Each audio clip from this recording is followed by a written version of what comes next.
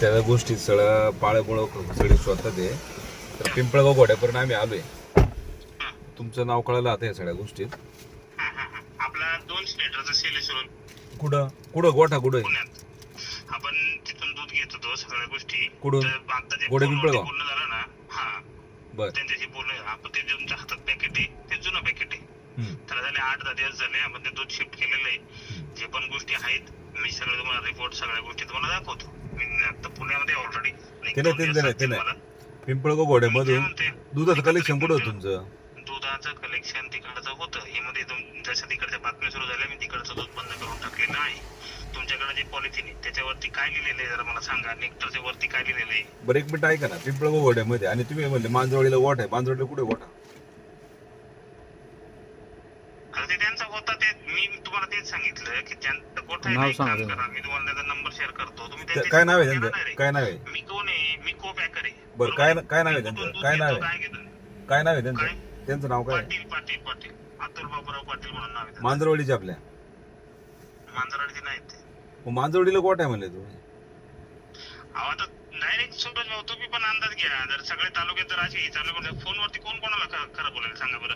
पण अहो आता सागर भाऊ काय परिस्थिती इथं तुम्ही रोज पाहताय न्यूजला दुधा संदर्भात किती बातम्या चालू आहे. टाकलं त्या सगळ्या गोष्टी. मला एक सांगा एक मिनिट मला एक आहे ना एक मिनिट ऐका दूध व्यवसाय म्हणून माझा छोटासा प्रश्न आहे बरं का. मी एक सामान्य आज समजा नागरिक म्हणून प्रश्न आहे ते मी कुठल्या राजकीय पदावर ऐका ना एक मिनिट ऐका ना एक मिनिट मला काय माझं एक मिनिट सगळं बोलणं होते मग तू 100% बोल.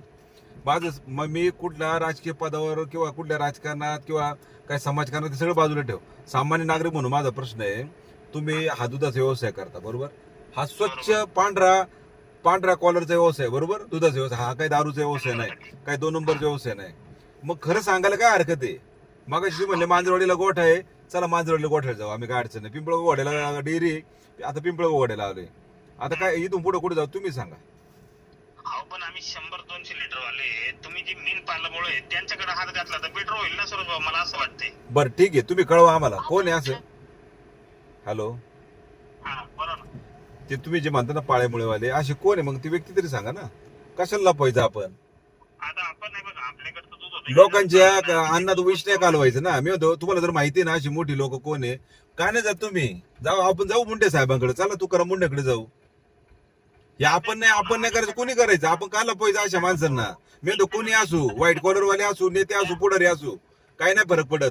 पण ते रोज काय अन्नात विष घालवा मला तुम्ही सांगा बरं. एक मिनिट ऐकाल का माझं तुम्ही. हा म्हणजे आधी तो होतं आपण ते पॅकिंग बंद करून टाकलं नाही बरोबर. तुमच्या हातात पॉलिसीने तुम्ही मला ते पासपोर्ट त्याच्यावरचा ऍड्रेस बघा. मी तुम्हाला नवीन पॉलिसी झालेली पोलीस पाठवतो तुम्ही मॅच करा. मी तुम्हाला त्याची सायकलचे रिपोर्ट काढतो. मी आता जे दूध नवीन सुरू केलेलं आहे ते तिकडचं 17 साईडचं दूध आहे त्याच्यावर या सगळ्या गोष्टी आहेत त्याचे रिपोर्ट आणि पॅरामीटर तुम्हाला ऐका त्या बंद ठेवलं होतं. आमच्या एका पत्रकाराने फोन केला ग्राहक म्हणून. तुम्ही काय म्हणले मांजरवाडीला गोठ आहे पिंपळगाव गोठ्यात कलेक्शन आहे बरोबर बोलले का नाही तुम्ही आता 10 मिनिटापूर्वी बोलले का नाही. एक मिनिट ऐका ना. ग्राहक म्हणून तुमचा माणूस पहिला फोन करतो मी कर्वेनगरला दूध पाहिजे नंतर मग दुपारी कॉलनीत दूध पाहिजे. आम्हाला काही नाही का सांगा बरं मी काय म्हणतोय मग तुम्ही ग्राहकाला काय सांगितलं मांजरवाडीला गोठ आहे. अहो पण ग्राहकाला ऐका ना सूरज भाऊ. मग ग्राहकाला असं सांगायचं मी म्हणतो पत्रकार ऐका ना पत्रकार असं खोटं सांगायचं मलाही बोलायचं थोडंसं फोन तुम्ही केलाय ऐक मान्य नाही पण असं माझं म्हणणं असं खोटं सांगायचं का मग. बोला हा तुमचा तो ग्राहक म्हणून मला फोन करतो. पहिले मला तो कर्वेनगरला दूध पाहिजे नंतर त्याला विचारलं ऍड्रेस काय तर बोलतो भुसारी कॉलनीचं दूध पाहिजे नंतर बोलतो मला 4-5 जणांसाठी दूध पाहिजे. आज तालुक्यातली तुम्ही खळबळ बघता सगळ्या गोष्टी बघता. आम्ही कशाला खरं बोलू ना. ऑलरेडी आज आमचा 100-200 लिटरचा धंदा आहे. आम्ही हाई तिथली 10-15 कस्टमर गमावून बसलो. आम्ही 5-6 दिवसापासून आमचं दूध बंद आहे. आम्ही काय करायचं सांगा बरं. दुधाचे व्यवसाय खोटं बोलायचं का मग. अहो दुधाच्या बाबतीत खोटं काय बोलायचं विचारलं ना. आता तुम्ही म्हणले खरं कसं काय बोलायचं सागर. आता तू म्हणला खरं कसं काय बोलायचं मला सांग. दुधाच्या बाबत खोटं बोलायचं का 2 नंबर व्यवसाय का तो. दुधाच्या बाबतीत खोटं बोलायचं म्हणजे जे आई तुम्हाला सांगितलं ते अतुल तुम्हाला तुम्ही आणि ते गोंधळ तुम्हाला जर वाटतंय ना याच्यात मोठी माणसं आहे सांगा ना तुमच्याकडून नाव उघडकीच करा चला काय अडचण नाही. अहो माझ्याकडे नाव आहे मी कशाला काय तुम्ही आता मगाशी काय म्हणले याच्यात मोठे लोक आहे. ऐका ना मी आज रोजी ऑलरेडी मी दूध कोणाकडून घेत होते तुम्ही. त्याच्यामुळे त्यांना सगळे ब्रँड भेटतात. जे मोठे त्यांच्याकडून कारवाई करा ना बरं ठीक आहे. दुसरा एक विषय, पिंपळगोवाड्यात तुम्ही म्हणता आमचं कलेक्शन होतं, कोणाकडून दूध घ्यायचे ते पिंपळगोवाड्यात? अहो पिंपळगावला विश्वासाचा विषयच नाही ना. त्याच्यावरती ऍड्रेस होती, पॉलिसी बंद झालेल्या 7-8 दिवस होऊन गेले. मग तो बरं 7-8 दिवसापूर्वी कुठं व्हायचे ते दूध कलेक्शन 7-8 दिवसापूर्वी? 7-8 दिवसा का होईना. सागर भाऊ ऐका, तुम्ही सागर शेठ, तुम्ही कदाचित व्यवस्थित मोठे झाला असं मी शेठ म्हणून बोलतो. तुमचं म्हणणं काय पिंपळगोवाड्यात आमचं काय ऐका ना, 8 दिवसापासून बंद आहे, बातम्यांमुळे बंद आहे, पण कुठं व्हायचं ते तर सांगा. आम्ही पिंपळगोवाड्यात, पिंपळगोवाडीचे इथे वेश आहे आमच्या समोर. अरे बाबा पिंपळगोवाड्यात आहे आता शिवाजी महाराजांचा पुढं प्रवेशद्वार आहे, मुक्तादेवी उत्कर्ष मंडळ, समस्त ग्रामस्थ पिंपळगाव घोडे. माझं म्हणणं काय आहे बरं का सागर शेठ, तुम्ही जर म्हणता ना 8 दिवसापूर्वी पिंपळगाव घोड्यात बंद केलं, मग इथं चालू तरी कुठं ते तरी सांगा ना. मी तुम्हाला नंबर शेअर करतो, एक काम करा, त्यांच्याशी डायरेक्ट बोलून जे पण असेल. आपण खूप पॅकर आहे, आपल्या त्या फॅक्टरीशी काही एक संबंध येत नाही, आपला फक्त मार्केटमध्ये संबंध येतो. आपण जे पण गोष्टी आहेत त्या सगळ्या गोष्टी क्लिअर करूया, ठीक आहे?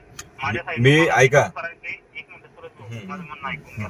मला त्या गोष्टी सुरू करायच्या, मी जे घेतो म्हणून जे समजतो ते मी प्रकारे दाखवतो, बरोबर? आणि दुसरी गोष्ट, येतो जे तुमच्याकडे पॉलिसी नाही, त्या मनापूर्वी बंद झालेले माझ्याकडे आता जे आहे, मी काउंटलेस नावाने दुसरा माझा व्यवसाय. बरं कधी बंद झाले ते? 8 दिवसापूर्वी बंद झाले. मग 8 दिवसापूर्वी पिंपळगोवाड्यात कुठं चालू होते हेच आम्ही विचारतोय. तुम्हाला नंबर शेअर करतो ना, तुम्ही पिंपळगोवाड्यातलं का? काय नाव पिंपळगोवाड्यात त्यांचं? काय नाव पिंपळगोवाड्यात सांगा नंबर. काय नाव आहे त्यांचं? पिंपळगोवाड्यात ही व्यक्ती पिंपळगोवाड्यातली का? तुमच्या लक्षात नाही, मला काय म्हणायचं आहे बघा, मी तुम्हाला बरं का सागर भाऊ, मी तुम्हाला परम होतो सागर शेठ म्हणून बोलतो. कसं आहे, ऐका एक मिनिट ऐका. दूध हा विषय ना, दूध हा विषय ऐका ना, माणसाच्या जीवनातला अविभाज्य घटक आहे, लक्षात ठेवा. लहान लेकरांपासून ज्येष्ठांपर्यंत लक्षात ठेवा. इथं काही दुसरा काही विषय असता आम्ही आलो पण नसतो. मला एक सांगा, आता इथपर्यंत तुम्ही हे रजिस्ट्रेशन पिंपळगाव घोड्याचं केलंय, तुम्ही म्हणता 8 दिवसापूर्वी बंद झाले, इथं आम्ही कलेक्शन करा. ग्राहकाने तुम्हाला 10 मिनिटापूर्वी फोन केला, त्या दुसऱ्या पत्रकारांनी फोन केला होता, पण ग्राहक म्हणून बोलले ते. ऐका ना, एक मिनिट ऐका. तुम्ही ग्राहकाला काय म्हणले, पण तुम्ही काय बोलले? मांजरवाडीत गोठा चालू आहे, पॅकिंग आहे ना पत्ता, मांजरवाडीत गोठा आहे, पिंपळगाव घोड्यात पॅकिंग पत्ता आहे, आणि पॅकिंग वर पत्ता पण आहे ना यशोधनचा, पिंपळगाव घोड्याचा. मग पत्ता नाही का तो?